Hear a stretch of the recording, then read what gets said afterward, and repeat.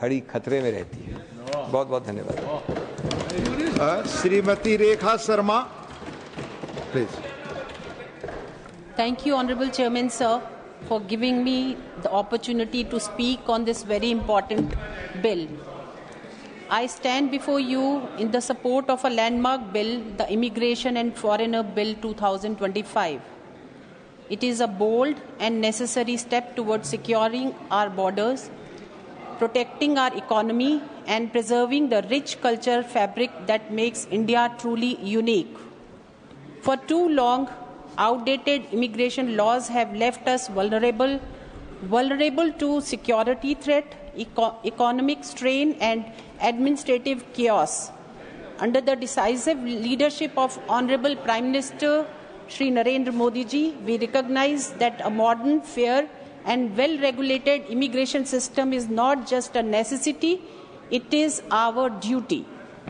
This bill is testament of our unwavering commitment to national security, lawful immigration, and the protection of our citizens' rights. Let us be clear. Illegal immigration is not just a policy failure, it is a betrayal to those who abide by the laws. India has always been a land of compassion. We have given refuge to Hindus from Pakistan, Afghanistan, and our neighboring countries where their human rights were under threat because of their religion. But we can't extend generosity to all it must not come at the cost of national integrity. A nation without secure border is a nation at risk. Immigration laws under Congress rule were often lenient, unstructured, and in many cases driven more in political consideration than national security or demographic balance. This made India vulnerable in several ways. In Congress Raj, Congress government turned a blind eye to large-scale illegal immigration, particularly from Bangladesh.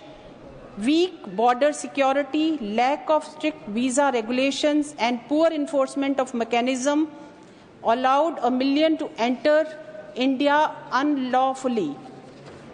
This 175th Law Commission Report 2000 sounded the alarm over illegal immigration, but since then the crisis has only deepened. At the time, the Ministry of Home Affairs estimated that 15 to 18 million Bangladeshis were residing in India illegally. In West Bengal alone, the number was staggering 5.4 million. By now, I will do that. By now, they must have increased many folds. This created demographic imbalance in the state. Instead of addressing illegal immigration as security threat, successive Congress-led governments used it as an opportunity to extend their vote base.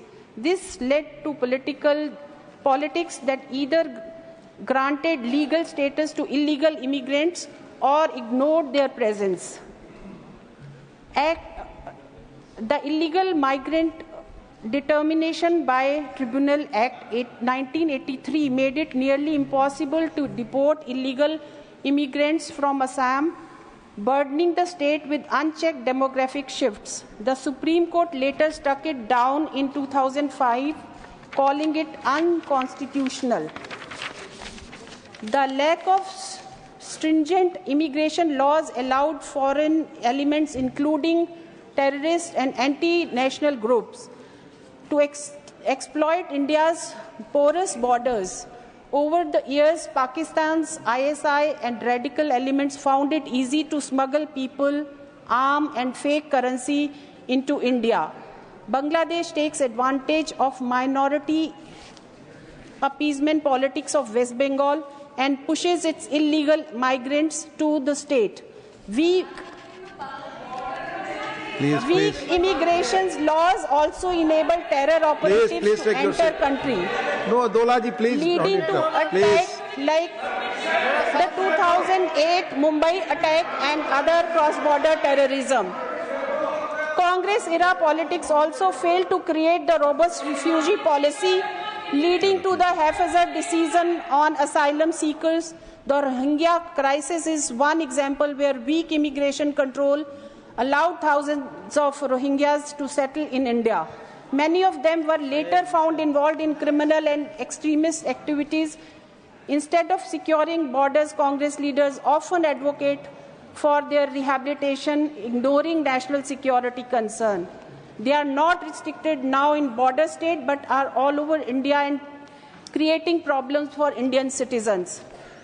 Illegal immigration under weak laws also put a massive burden on India's resources. The influx of illegal migrants led to increased pressure on jobs, infrastructure, social welfare schemes. In states like Assam and West Bengal, locals suffered from reduced employment opportunity and land encroachments, leading to resentment and unrest. Please take your seat. Congress failed please to take your implement seat. the robust identification system for immigrants. The absence of कृपया seat पर बैठ कर ना बोले, आपकी बात record पे नहीं जा रही है, National please. Register of Citizens (NRC) allowed Let her illegal speak, please, immigrants please. to blend into population, obtain fake documents, and enjoy government benefits meant for Indian citizens. It also made it easier for anti-national आपका elements अवसर to आएगा, आप hide बोले within उसको, the please. Indian society. Please. As our Honorable Home Minister Shri Amit Shah ji rightly said, India is not Dharamshala. Our kindness must never be mistaken for weakness, and our sovereignty must never be compromised in the name of misplaced leniency. With this bill, we reinforce our PM's vision of Viksit Bharat, a strong, self-reliant and just India. An India that welcomes those who follow the law, stand resolute against those who violate it. Today we take a step forward, a future where justice prevails, security is not compromised, and the spirit of our great nation remains unshaken. From 2018 to 2023, the Border Security Force BSF intercepted over 17,423 Bangladeshis attempting illegal entry. But how many more slipped through undetected? How much longer we allowed this unchecked infiltration to threaten our national integrity? India, already facing population pressure, can't afford the burden of illegal migration. This stain our job market, infrastructure, and distort electoral roles. Indigenous Saket ji, please take your seat. हाँ बोलिए, please.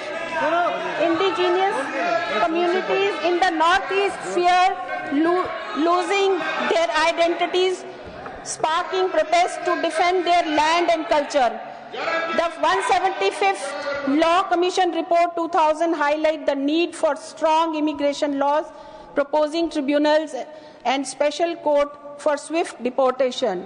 These recommendations form the basis for the Immigration and Foreigner Bill 2025, stressing the importance of controlled immigration for national security and stability.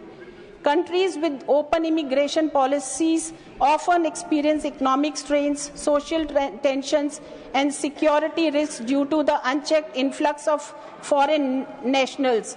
A prime example is the European migrants crisis of 2015, where the nations like Germany and Sweden initially welcomed large number of refugees, only to later face rising unemployment, difficulties in integration, and an increase in crime rates.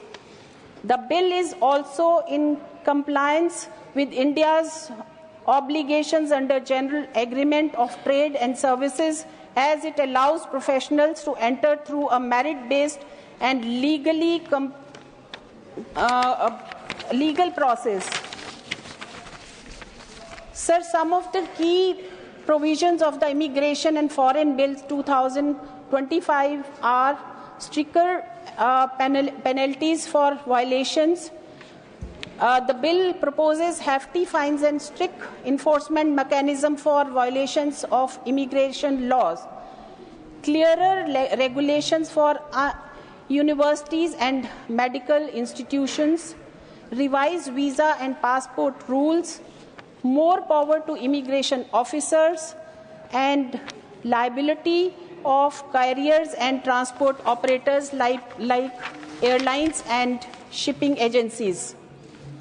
To those opposing this bill for political reason, I say this is not about politics, this is about patriotism.